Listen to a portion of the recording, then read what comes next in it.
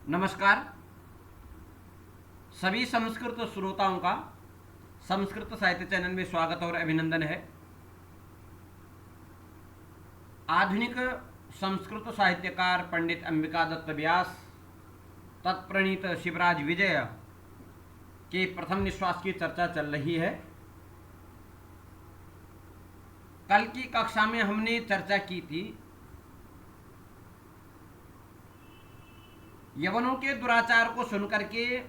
योगीराज महामुनि ने कहा कि कल ही तो जो है वीर विक्रमादित्य ने शकों पर विजय प्राप्त की,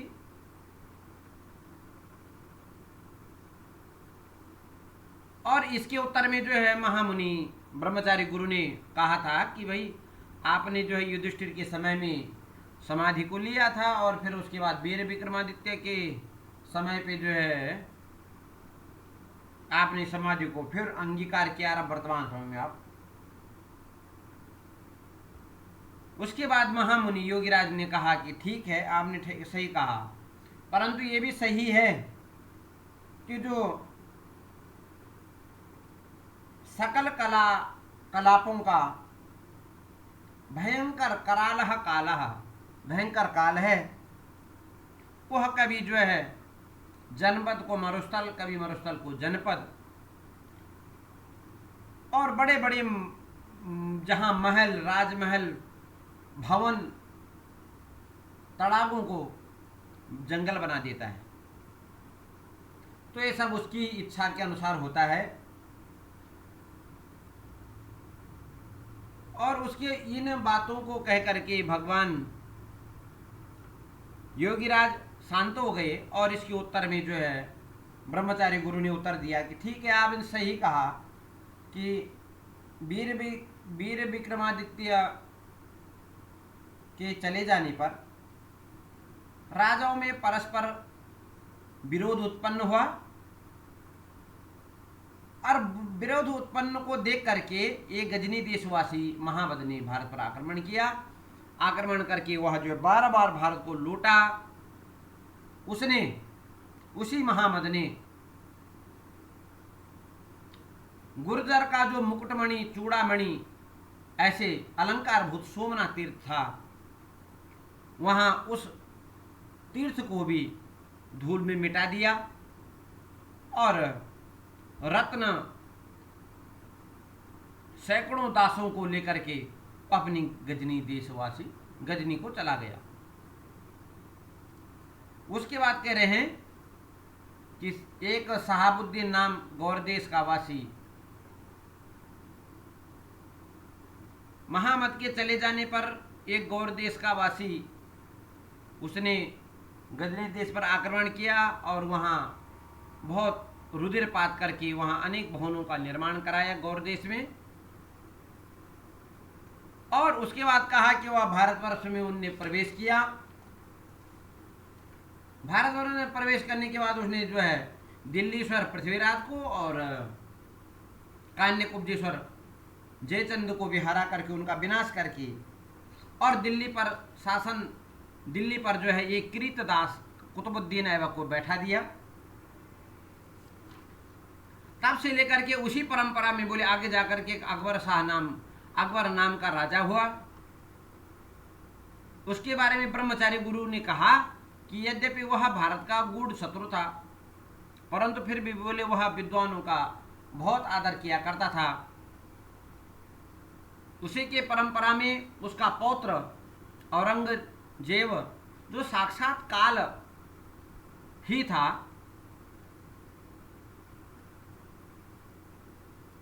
उसने दिल्ली को कलंकित किया और संपूर्ण देशों पर अपना अधिकार, अंगभंग कलिंग पर अपना अधिकार जमा लिया। परंतु कहते हैं कि यद्यपि उत्तर भारत पर उसने अपना अधिकार किया, परंतु फिर भी वह दक्षिण देश पर अपना अधिकार नहीं कर पाई, क्योंकि वह पर्वत बाहुल्य प्रदेश था। परंतु फिर भी वहां उसने एक अपने आत्मीय जन शास्त्री खान को वहां भेजा।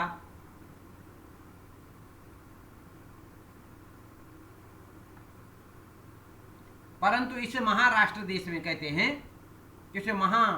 महाराष्ट्रों का जो मुकुटमणि है, ऐसे कोई शिव की तरह जिसने अवतार लिया है, ऐसे शिववीर नाम का सिंहदुर्ग में निवास करता है। उसने प्रतिज्ञा ले रखी है, ये तो कार्य संपादित करूंगा, नहीं तो जो है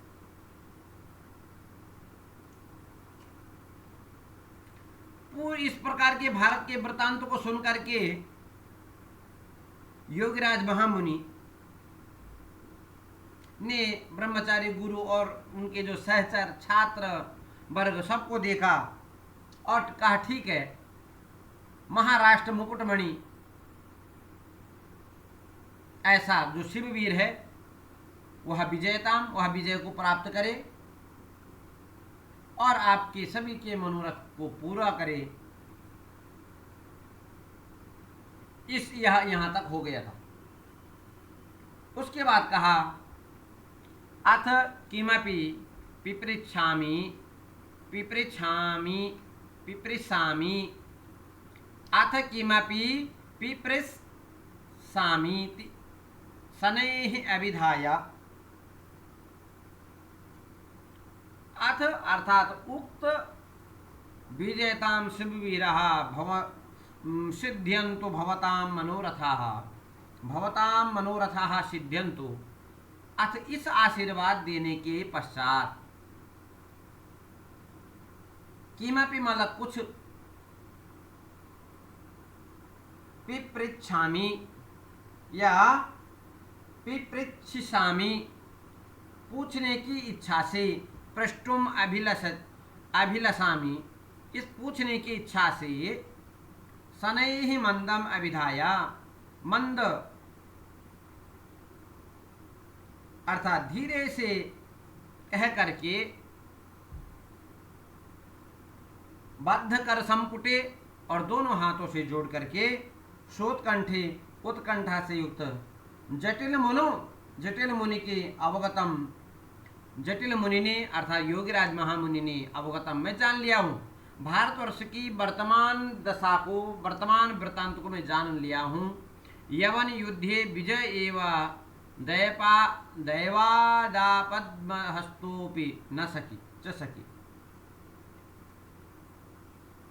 यवन के युद्ध में विजय ही दैवात आपदग्रस्तों,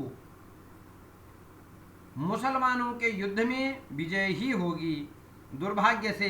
विपत्ति से ग्रसित होने पर भी मित्रों की सहायता से अपने को उबार लेगा।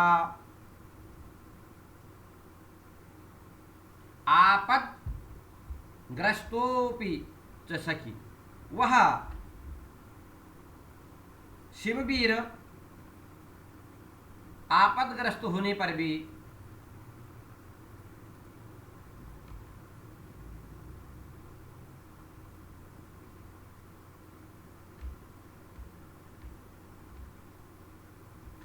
आपदग्रस्त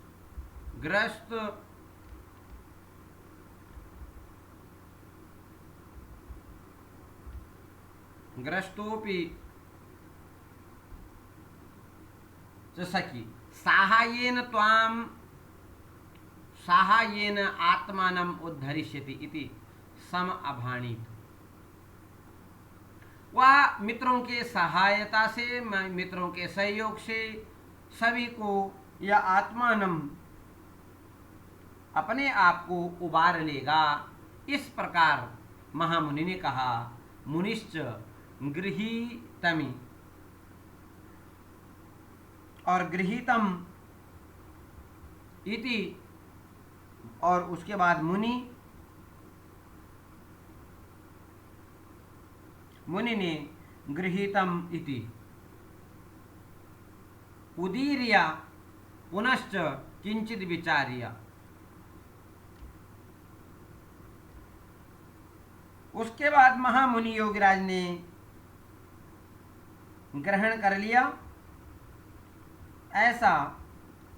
उदीर्य मतलब कह करके फिर किंचित विचार करके स्मृत्वा एवं कुछ स्मरण करके दीर्घम उष्णम और गरम गरम निश्वस्य सांस लेकर के रोरुद्यमान ही अपि रोके जाने पर भी किंचित उद्गतैर वास बिंदु भी आकुल नयनो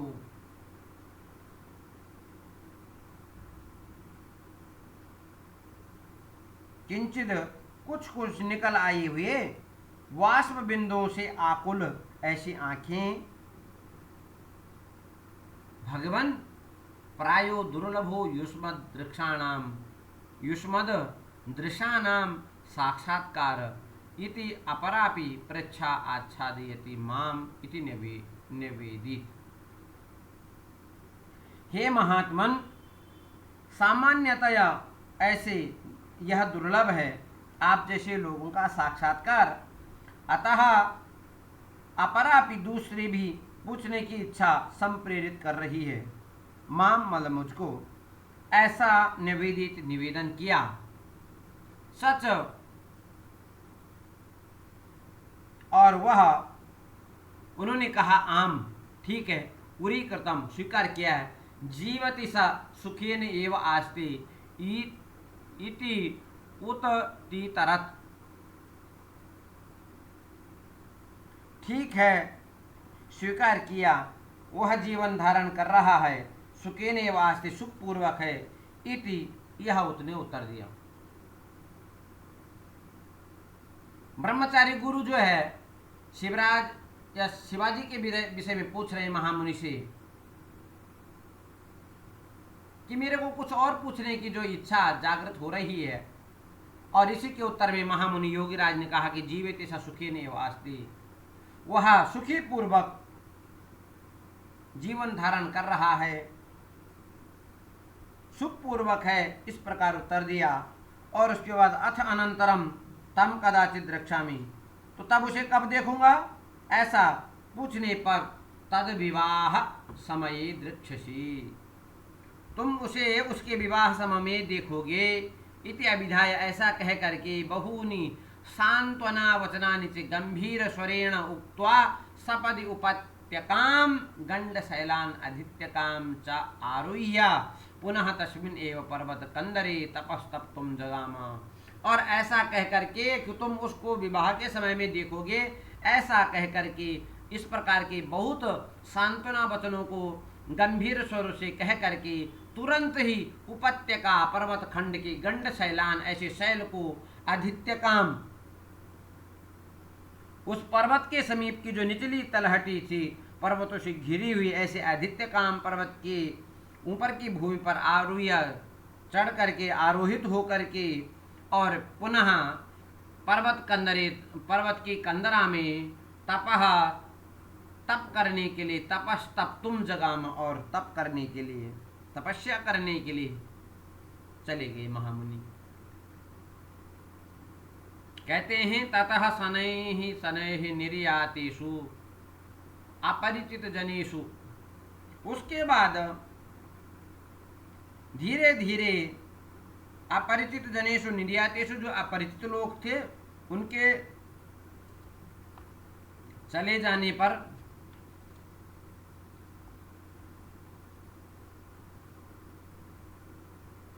संवृतेच निर्मक्षिके, और शून्य होने पर, निर्मक्षिके मतलब मक्षिकाणम, ये जो है अव्यय भाव समास से निर्मक्षिकम रूप बनेगा, और मक्षिकाणाम अभाव, अर्थात यहाँ कहने का तात्पर्य ये है कि वो स्थान जो है कोलाहल शून्य जन शून्य हो गया था वह स्थान। तो ऐसे समय पर मुनि गौरभटुम आहूया, मुनि अर्थात ब्रह्मचारी गुरु ने गौरभट को बुला करके विजयपुराधीशाज्ञया शिववीरेण सह, विजयपुर का जो अधीश है ऐसे उसकी आज्ञा से शिववीर के साथ युद्ध करने के लिए, युद्ध करने के लिए ससेनम, सेना सहित प्रस्थितस्य निकला हुआ अफजल खान से विषय, अफजल खान के विषय में यावत जब तक किमपि मतलब कुछ भी प्रष्टुम ये ऐसा पूछने की चेष्टा की तब तक तावत पादचार ध्वनिम युवा पादचार पद संचलन की ध्वनि की तरह कस्य अपि अश्रौषित किसी के पद संचलन की ध्वनि सुनाई दी। तम अवधार्य अन्य मनस्के एवं मुनौ गौरवटु अपि तेनेव ध्वनिना कर्णयो कृष्ट इव समुत्थाया। और उस ध्वनि को सुन करके अवधार्य मतलब सुन करके अन्य मनस्क की तरह ब्रह्मचारी गुरु और गौरवटु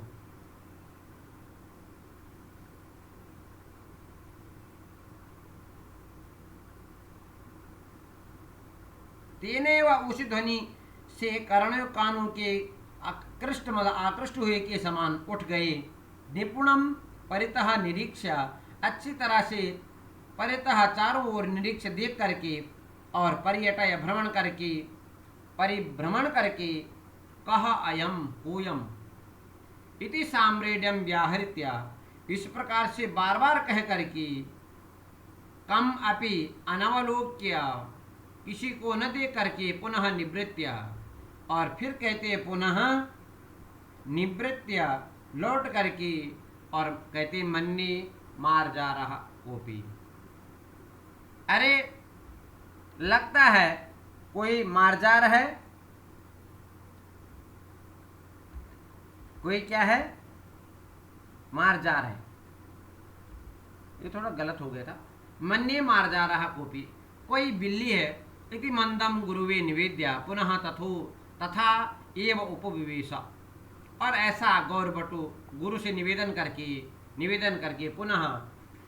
वैसे बैठ गया। मुनिश्च मास्म कश्चित इतरः अश्रौषित मुनि ने ब्रह्मचारी गुरु ने कहा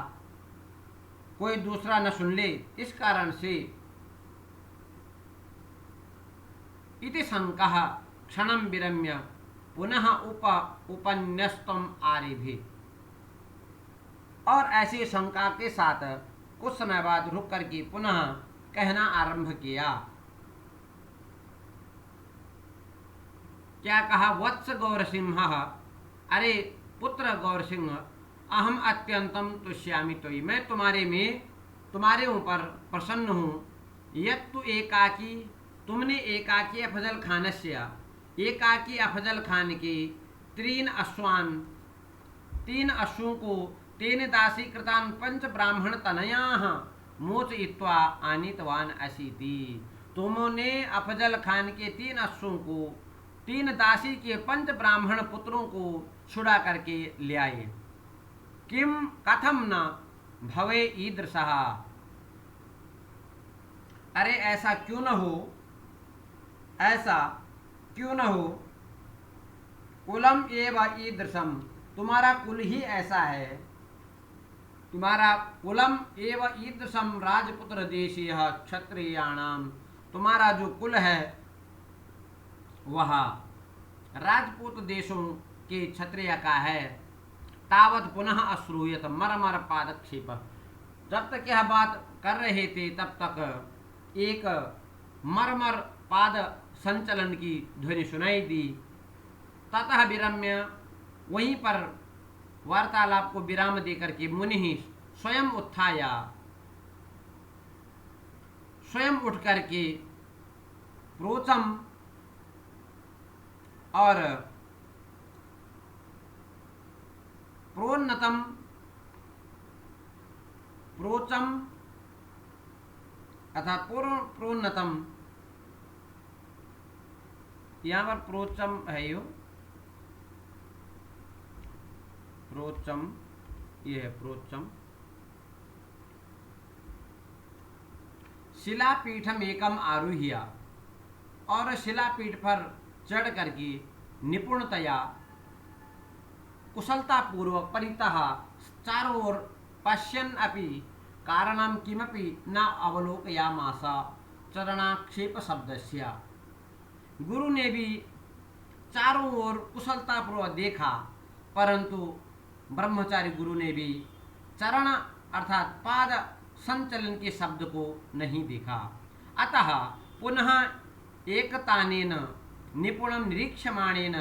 गौरसिंहेन दृष्टं यत् कुटीर निकटस्थ निष्कुट निष्कुट निष्कुटक कदलीकूटे।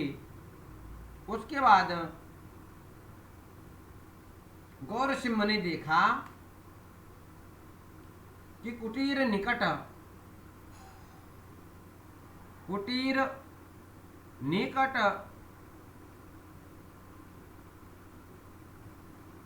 कुटीर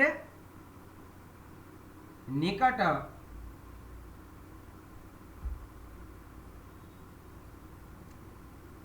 निकटस्थ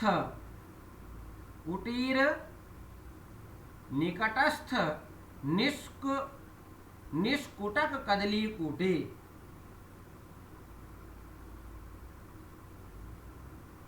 ऐसे पर्ण शाखा के समीप कदली के जो कुटी है उसके निकट में स्थित कदलीकूट में और कदली के समूह में द्वित्रात्रहवः अतितराम कंपन्ते। 2 या 3 पेड़ बहुत तेजी से आंदोलित हो रहे थे, कांप रहे थे। तदेव संशय स्थानम इति अंगुल्या निर्दिश्य कुटीर वलिके गोपयित्वा स्थापितानाम आसीनाम एकम आकृष्य रिक्तहस्तेन एव मुनिना पृष्ठतो अनुगम्यमानः कपोलतल विलम्बमानान् वक्षुचुम्बिनः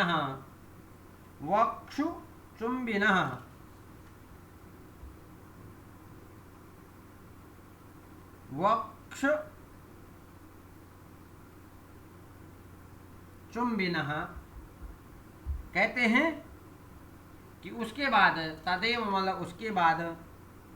वहीं ऐसे संदेह का स्थान इस प्रकार के अंगुल्या गौरभट्टु ने अंगुली से निर्देश करके कुटीरावलोके कुटीर की ओरी से गोपयित्वा छिपा करके स्थापितानाम स्थापित किए हुए असीनाम अर्थात खड्गानाम एकम आकृष्य उन्हीं जो छुपाए हुए तलवार थे उनमें से एक तलवार लेकर के और रिक्त हस्तेन और जो दूसरा रिक्त हस्त था उस रिक्त हस्त से खाली हाथ ही ब्रह्मचारी गुरु के द्वारा पृष्ठतः पीछे से अनुगमन किए जाते हुए कपोल तल विलंबमानन गालों पर लटकने वाले चक्षुचुम्बिनः नयनों के संस्पर्श करने वाले। यहाँ पर थोड़ा चुम्बिनः थोड़ा सुम्बिना हो गया, देखो ये थोड़ा सा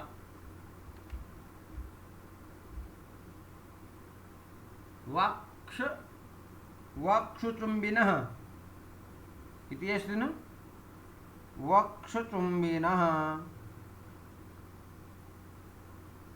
वक्षु नहीं चक्षु है वो चक्षु चक्षुचुम्बिनः यहाँ पर थोड़ा सा गलत हो गया, ये है चक्षु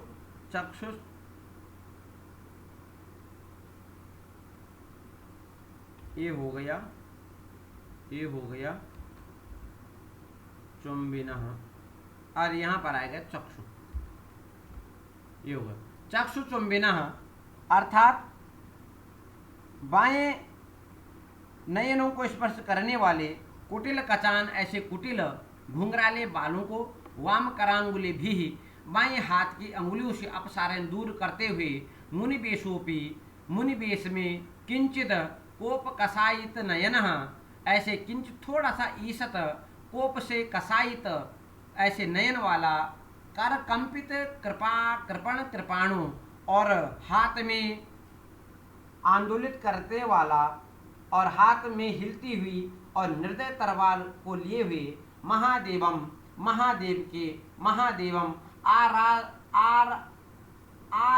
आराधयिषु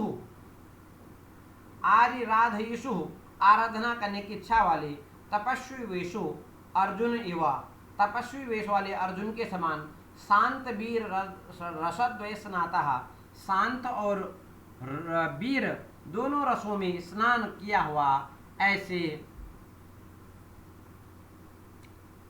सपदि समागतवान तन्निकटे, ऐसे वह गौरवटु उस जहां 2-3 पेड़ हिल रहे थे वहां गया। कहते हैं कि अपरश्च और देखा, अपश्यच और गौरवटु ने देखा कि लता प्रतान बितान वेष्टित रंभा स्तंभ त्रित ऐसे मध्य, ऐसे लताओं से घिरा हुआ ऐसे केले के जो स्तंभ में और उन स्तंभ के मध्य में सपदी मध्य में एक नील वस्त्र, ऐसे नीले वस्त्र खंड से आवेष्टित मूर्धानम, जिसका सिर जो है नीले वस्त्रों से नीला वस्त्र था, हरित कंचुकम और उसने हरित वर्ण का कंचुक अर्थात वस्त्र पहना हुआ था। श्याम वसान और काले वर्ण का काले कपड़े को कमर से बांधे हुए था। तो वसान श्याम वसानान नद्ध कटितट करबुराधोवसनम, ऐसे अधोवसन जो था उसका वो जो है कृष्ण वर्ण का था और चितकबरे रंग का अधोवस्त्र लुंगी पहने हुए था। और काकासनेन उपविष्टम, और काकासनेन काक आसनेन और ऐसे कौवे के जैसे आसन में बैठा हुआ, काक आसनेन उपविष्टम कौवे के समान बैठे हुए, रंभा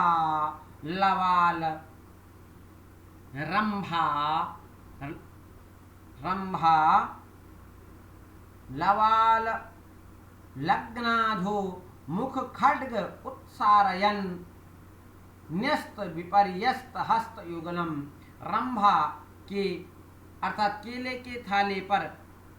नीचे मुख वाली तलवार की मुट्ठी पर दोनों हाथों को उल्टे रखे हुए, लहसुन गंधी भी निश्वासे और उसकी सांसों से लहसुन की गंध निकल रही थी, ऐसे कदली किसलयानी और केले के पत्तों को मलिन यंतम, ऐसे अपनी दुर्गंध श्वास से केले को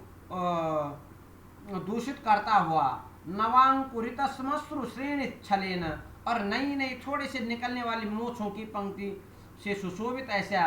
कन्यकापहरण पंक कलंकिताननम, ऐसे कन्या को के अपहरण की रूपी कीचड़ के कलंक रूप पंख से कलंकित मुख वाला ऐसा, 20 वर्ष कल्पम, ऐसे 20 साल का, ऐसे 20 वर्ष कल्पम यवन युवकम, ऐसे गौरभट्ट ने ऐसे एक 20 साल की मुसलमान अर्थात यवन युवक को देखा।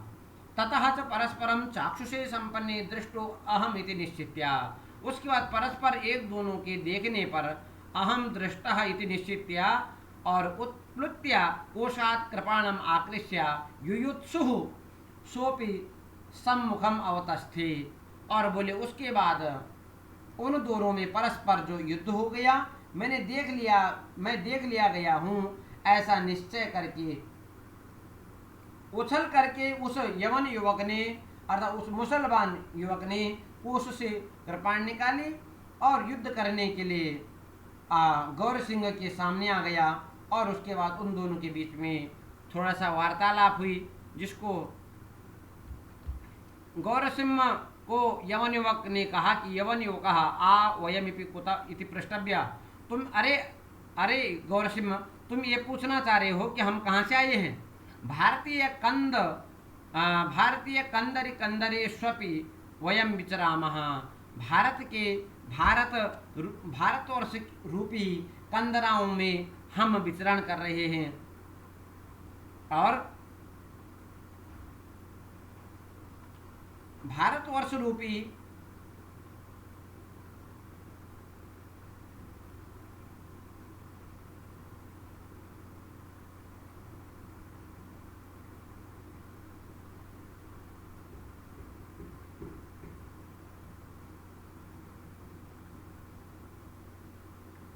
इससे पहले गौर सिंह ने कहा कि गौर सिंह कुतो रे यवन कुल कलंक, अरे कहाँ से आया रे यवन कुल कलंक, तू कहाँ से आया। तो इस पर वह यवन युवक बोला कि तुम पूछ रहे हो कि मैं कहाँ से आया हूँ। तो बोली मैं भारतवर्ष रूपी कंदरा में विचरण करने वाला एक यवन युवक हूँ, और हम श्रृगाल लांगुल विहीना नाम, श्रृंग लांगुल पूछ और सींग के बिना, ऐसे उससे हीन, सींग पूछ से विहीन, जिनपे सींग भी नहीं है और पूछ भी नहीं है, ऐसे हिंदू पद व्यवहार्याणाम युष्मदृशानाम पशुनाम आखेट क्रीडया रमामहे। हम ऐसे सींग नहीं है, पूछ नहीं, ऐसे हिंदू पद व्यवहार करने वाले आपके जैसे पशुओं को मारने के लिए आए हैं। इस पर जो गौर सिंह बड़े क्रोध के साथ हंसता हुआ कहता है कि गौर सिंह सक्रोधम विहस्य, क्रोध के साथ हंसता हुआ कहता, वयम अपितु स्वांकगत सत्ववृत्तयः शिवस्य गणाः, और हम भी इन जंगलों में भगवान शिव के गण हैं, और सत्ववृत्ति को धारण करने वाले, भारतवर्ष में सत्ववृत्ति को धारण करने वाले हम शिव के गण हैं, और हमारा निवास यही है। अत्रैव निवसामः तत् सुप्रभातम अद्य स्वयमेव त्वं दीर्घ दावा दहने पतंगा इतोषि। और आज तुम, वह समय आया जिसमें तुम आज दीर्घ आग में जलते हुए पतंगे की तरह उसमें जल जाओगे। इस पर यवन युवक कहता है कि रे वाचाल, और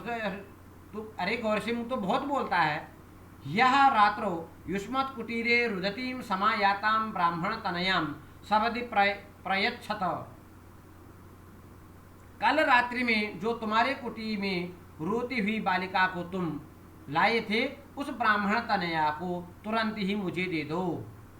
इसलिए कदाचित दयया जीवितोपि त्यजेयम, और मैं किसी प्रकार तुझ पर दया करके तुझे जीवित छोड़ दूंगा। अन्यथा मदसि भुजंगन्या दष्टाः क्षणात् कथावशेषा संवर्त्यथ, और यदि तू ऐसा नहीं करता है तो मेरे मद असी, मेरे में असी भुजंगन्या, असी अर्थात तलवार रूपी भुजंगनी के द्वारा तू डसा जाएगा, और क्षण भर में कथावशे कीर्ति शेष रह जाएगा।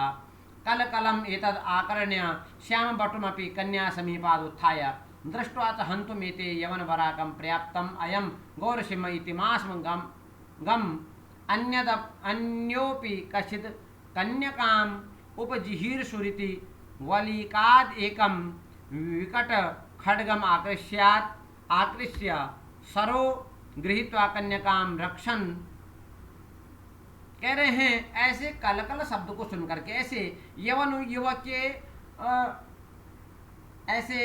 कोलाहल को सुनकर के श्याम बटु भी उठ गया, और श्याम बटु कहता है, सोचता है, श्याम बटु ने जब इस आवाज को सुना तो उसने कहा, कन्या के समीप बालिका के पास से उठ करके वह देखता है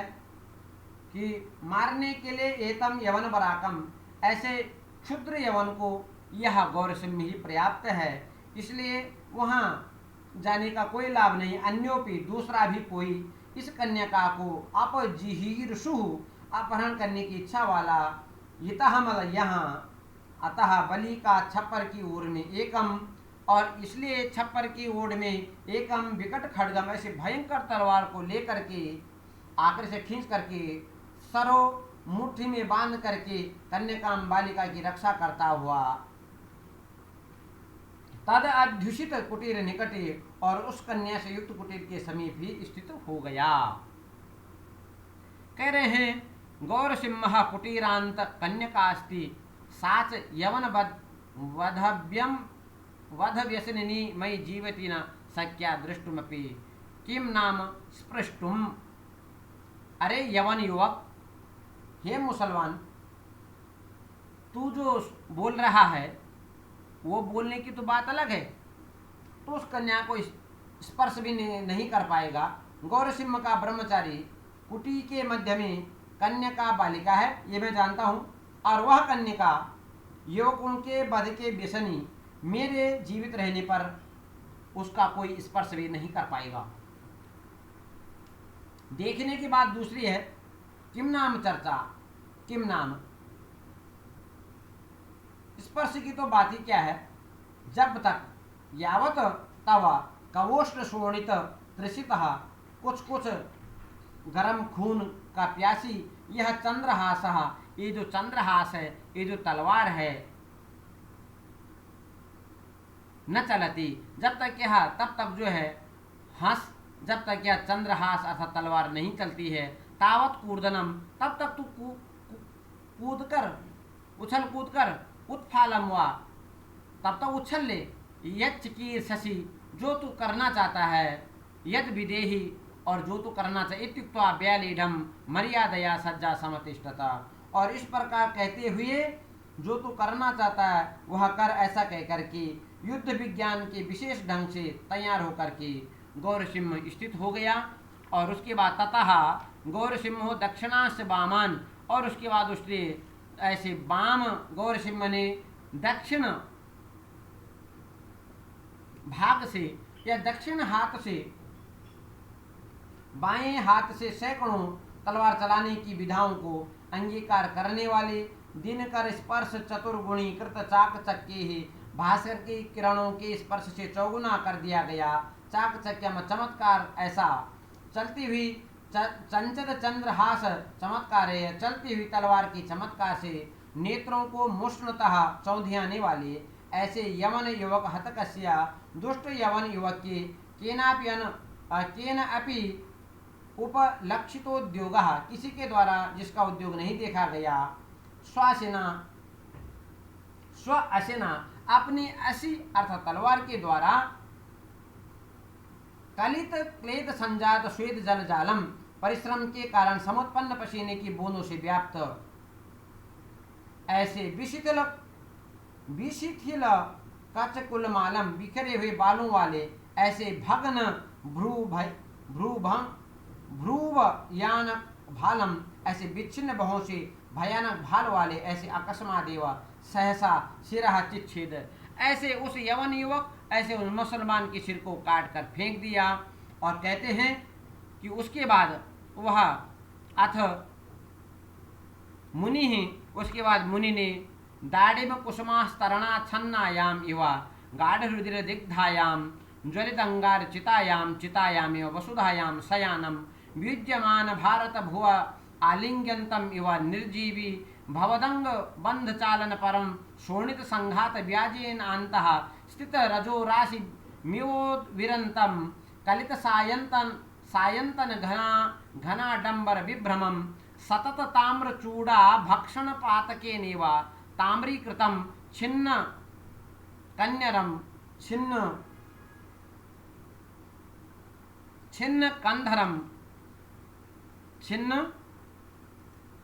कंधरम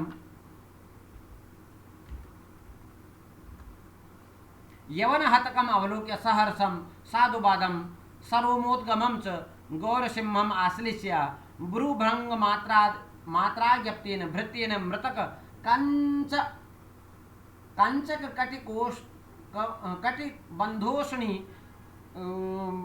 कटिबंधोष्णी साधिकम अन्विष्य आनितम पत्रमेकमाद सगणम कुटीरम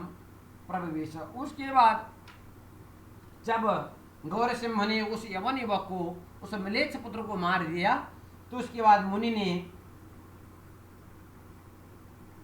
ब्रह्मचारी गुरु ने अनार के पुष्पों के चादर से ढकी हुई ऐसे घनीभूत शोणित से सनी हुई और जलते हुए अंगारों से व्याप्त चिता में सोते हुए उस